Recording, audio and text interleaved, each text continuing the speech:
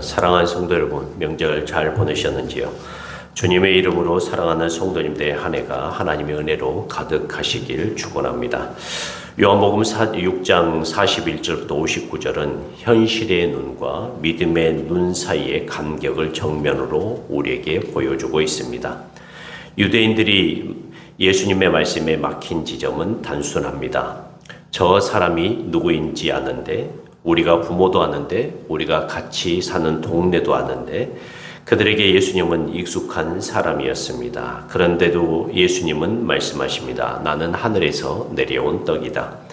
여기에서 사람들과 예수님의 충돌이 일어납니다. 익숙함이 믿음을 막고 있습니다.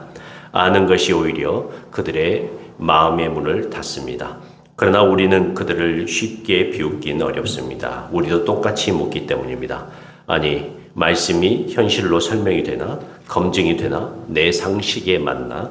오늘 본문은 우리에게 말합니다. 현실의 눈은 틀린 눈이 아니라 부족한 눈이라고 우리에게 말하고 있습니다. 우리가 가진 현실의 눈으로는 하늘의 일을 다 담지 못한다고 말씀합니다. 예수님은 그들의 질문을 토론으로 받아주지 않으십니다. 대신 서로 수군거리지 말라고 그들의 말을 끊으십니다. 이 말은 조용히 하라는 말이 아닙니다. 수군거림은 단순한 말이 아니라 그들의 마음의 자세입니다. 수군거림은 이렇게 시작됩니다. 믿기 전에 먼저 의심을 모읍니다. 하나님께 묻기 전에 사람들끼리 결론을 냅니다. 말씀을 듣기 전에 안 될 이유를 찾는 것입니다. 즉, 수군거림은 믿음이 자라기 전에 씨앗을 꺾는 행동입니다.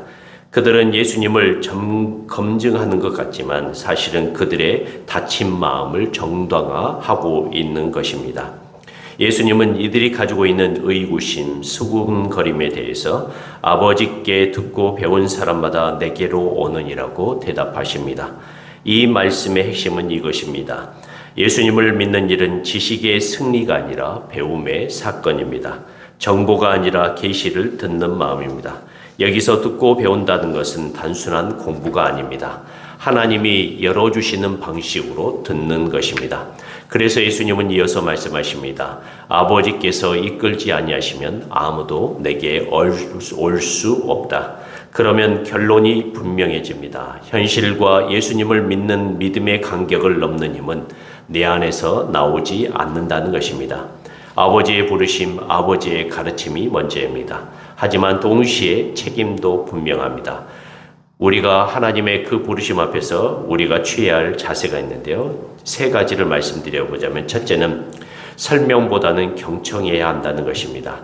현실의 눈으로 다 이해되면 믿음이 필요 없습니다. 믿음은 이해가 끝난 뒤에 하는 확신이 아니라 말씀 앞에서 듣는 태도입니다. 그러니 이렇게 바꾸는 것입니다. 증명해 보라는 것이 아니라 주님 말씀해 주세요. 제가 듣겠습니다. 라는 자세입니다. 두 번째는 수군거림을 끊고 기도로 질문을 옮겨야 합니다.